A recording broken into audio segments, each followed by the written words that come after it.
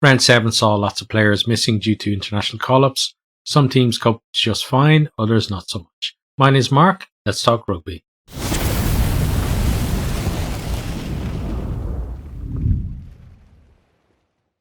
First up on Friday, we had Glasgow 37, Benetton 0.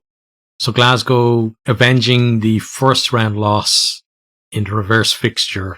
Started out pretty well. Filano's first try, it was his debut, right? So first of all, he picks up the ball from the base of a ruck. Lovely fend. Then puts on a burst of speed, sells a dummy pass, and then has the pace then to get in over in the corner. Great way to introduce himself to Glasgow fans.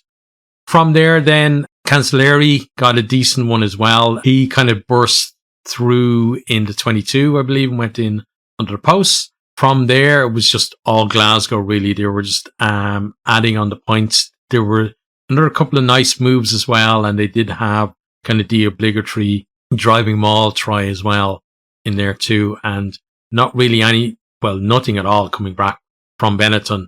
And the way these two teams have been going in the last couple of rounds is very indicative of how Glasgow have improved as the season has gone on, and I think Benetton have they're starting to go backwards again.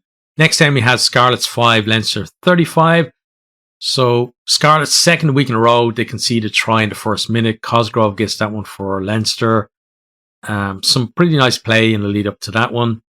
Then Scarlets do hit back on 20 minutes with Evans. Evans they found him in a bit of space out on the wing, and that guy really is a finisher. I think he scored another one against Connacht right last round as well. So he's shown if you get him into space, he's going to score tries. But Scarlets, they're not doing enough of that. They're not getting their danger men like Evans and McNichols into space enough. And that was really the last threat that they had in the game. Leinster's second try then, they review it because the ball came off a Leinster player's head. It then goes over the line, but because it's off the head, it's obviously not a knock-on. Russell is able to ground it. And from there, really, Leinster didn't look back. Clarkson adds another try for Leinster shortly after the break. They then get 2 penalty tries. One was, I think, just for consistent infringements from the Scarlets. And then the second one was where they were going for a pushover try, and all the momentum was with Leinster. Scarlets weren't able to halt them at all. They were basically jogging over the line, and then they collapsed it. Referee had no doubt about that, awards the penalty try. So, as I said kind of in the preview of this round, Leinster are a team that really don't hold, they don't fear having to make changes in their team because they make them all the time. Some of these players that are played tonight now are possibly going to go on to be Ireland internationals, probably after the next World Cup, where you're going to have raft retirements and that kind of thing. But that's the kind of quality that you're dealing with. From the Scarlets' point of view, their first 23 have been struggling all season to kind of really make an impact and turn the season around. Then having to lose players to the Welsh camp, and then they have injuries, etc. You can see the difference in depth between the two. Into Saturday's games then, we have the Lions 22, Stormers 31. So the Lions started the better of the two teams in this one. Stormers did get the first try on the board, but Hendrickse was kicking over penalties for the Lions, and then Van Wyck's try was something special as well. He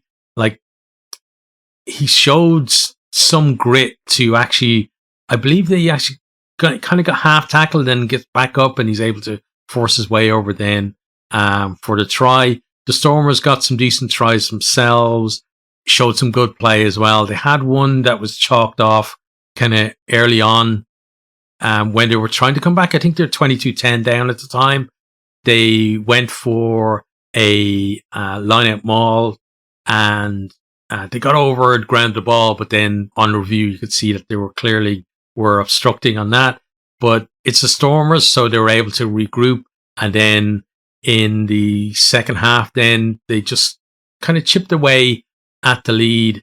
And once they got themselves in front, then they were 24-22, I believe. From there, the lines then kind of started to fall off a bit, and the Stormers added the bonus point try. It's just that little bit of nous that the Stormers have over a lot of other teams. That the Lions have definitely been good this season, but they don't have, at the minute at least, they don't have that nous to win the tight games against big teams. We saw against Ulster as well, where they lost a narrow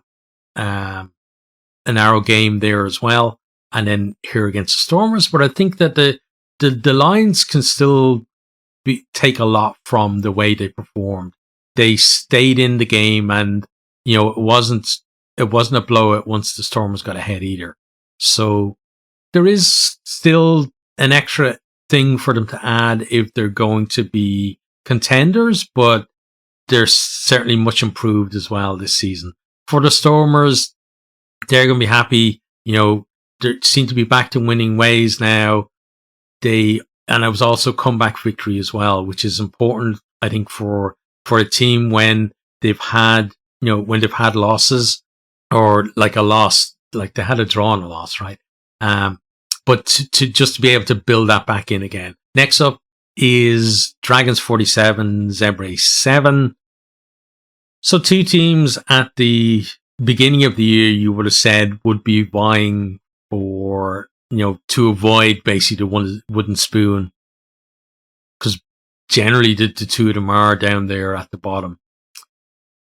Zebre, the last few rounds have really fallen off, where they're not offering what they were in the opening rounds, and Dragons have just been improving. Like the hands for some of the Dragons tries was exceptional in this one. They really are getting their attacking game going, and the transition as well that they showed for some of the tries from defense into attack is the kind of thing that we saw from Zebre at the start of the season, where they seem to be very, very capable of being able to switch and make the most of a mistake by the opposition, where it's a knock on or like a loose pass that goes to ground, and take advantage of that.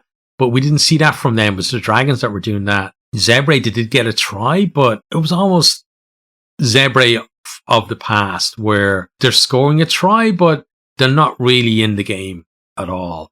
And Dragons, they're going to be happy with a bonus point win on this one. And, this is going to build a lot of confidence again. And with them, they may be kind of generally seen as the weakest of the Welsh regions, but they're certainly not performing like it at the moment. Munster 14, Ulster 15 at Thomond Park. Ulster got out to a fairly healthy lead in this one. I believe they were up 15-3. Started off really well. Like Murphy gets over for a try after 4 minutes, and then Stewart, who I believe he played in the first or second round for Ulster. He's a hooker, and I picked him out as someone to watch, one for the future. He then went on the emerging Ireland squad that went down to South Africa, and now he's back in the team again. He got kind of the typical try that you'll see from a hooker nowadays, where there's a maul and he's at the back, and then he breaks off and goes over. Then just after half time, Hume adds on another try. It's looking at that stage that Ulster are probably going to get that bonus point try and maybe stretch their lead out a bit, and then Munster might get a few consolation scores or something like that. But Munster have different ideas, so they start working their way back into the game. Like Crowley puts over a couple of penalties, and then the try comes in. Crowley is involved. I think he spins the ball out to Zebo, and then Zebo puts Daly into the corner. It's good to see Simon Zebo back in a Munster shirt. I'm sure he wouldn't. This is probably a fixture that he probably didn't want to be playing in because it means that he's out of the Ireland squad. And he did go back to Munster to try to force his way into the reckoning for the World Cup next year. At the moment, there's still a lot for him to do, but if he stays fit, and we know what he offers, he brings a lot of skills and a lot of experience as well. So it's not beyond possibility that he could actually make it into that squad. It might mean that a couple of injuries might happen, but that's the kind of thing that always happens at a World Cup year, right? People who are nailed on end up being injured, and then somebody comes out of nowhere and forces their way into the squad from, never being capped, or forces their way back into the squad after being out of the cold for a long time. But in terms of these two teams after this one, Munster, performances are definitely getting better.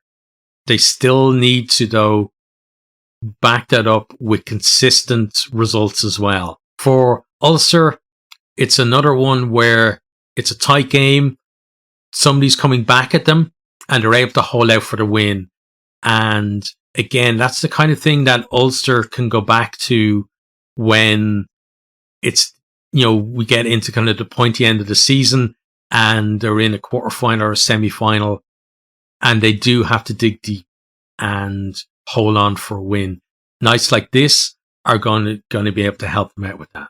Ospreys 19, Connacht 22. So Ospreys have had a very mixed start to the season. They've had, I think, one win, a couple of draws, and then 3 defeats.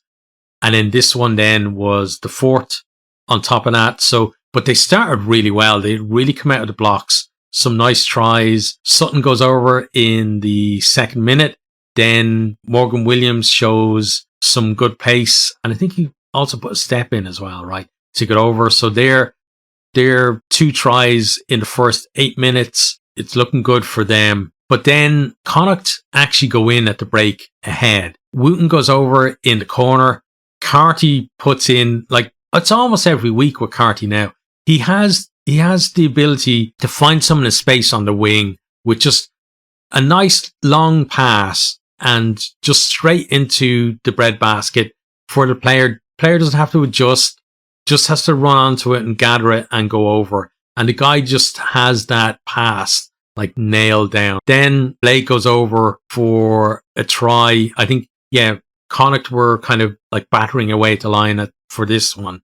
And then Blade eventually gets over 3 minutes to half time. It's then converted by Carty, and that puts them up 14-12 at half time. Just after half time, Porch gets a try. Now, Porch, from what I've seen of him this season, he's got great gas. He's put in some great covering tackles, getting back, chasing people down.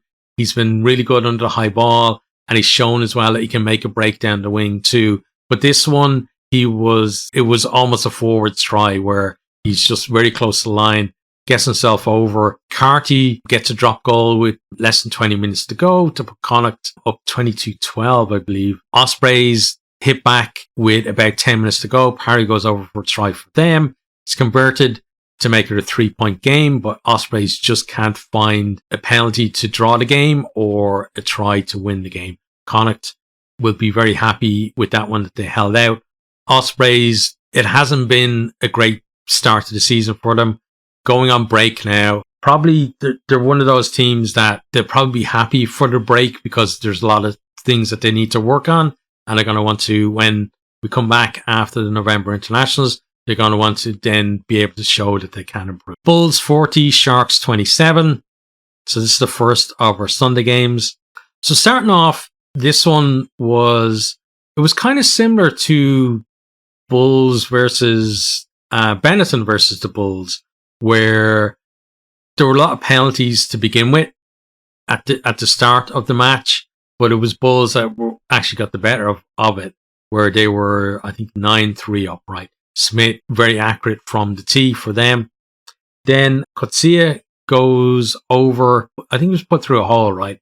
And then he bursts through and goes in under the posts for them. Then Sharks, though, hit back just before half time, get their own try, and then just after half time through Fazzy, it was about 10 minutes after half time, right? I think that puts them just ahead then. Up to kind of that point, it was pretty close between the two teams. There was a bit nip and tuck between them. Jacobs then gets a nice try for the Bulls. I think that's 2 in 2 rounds at least for him. I know he definitely scored last time out for them. By the time Wessel's gone over to make it 40-22, the game is gone for the Sharks. But they do still, like, the last try was still pretty good, but at that point they knew that they weren't getting anything out of this game. I think in terms of these two teams, when you take out the Springboks, you can see that the Bulls still have just a little bit more depth, I would say. Sharks still have some really good players, and they scored some fairly decent tries as well, but they just need to find that little bit more, I think, on the road. Final game of the round then, Cardiff 17, Edinburgh 25. Edinburgh, we've seen in the last couple of rounds, they've really gotten their attacking game going. They scored, again, some really good tries. They go up pretty early through Muncaster. The hands for some of the tries in very tight spaces as well. Like, the first try was just really lovely hands getting the ball out to the left wing. And then it was that speed of pass and the fact that all the passes were, on the money is what created that little gap out wide for them. Then Cardiff come back. They were kind of close to the posts, and Youngs is able to get himself over for them. Edinburgh, again, some really nice hands. They're in on the right side this time.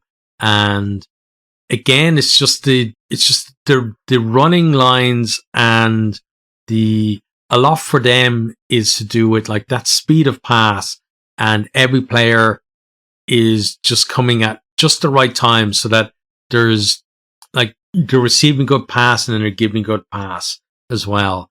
And that's really working for them.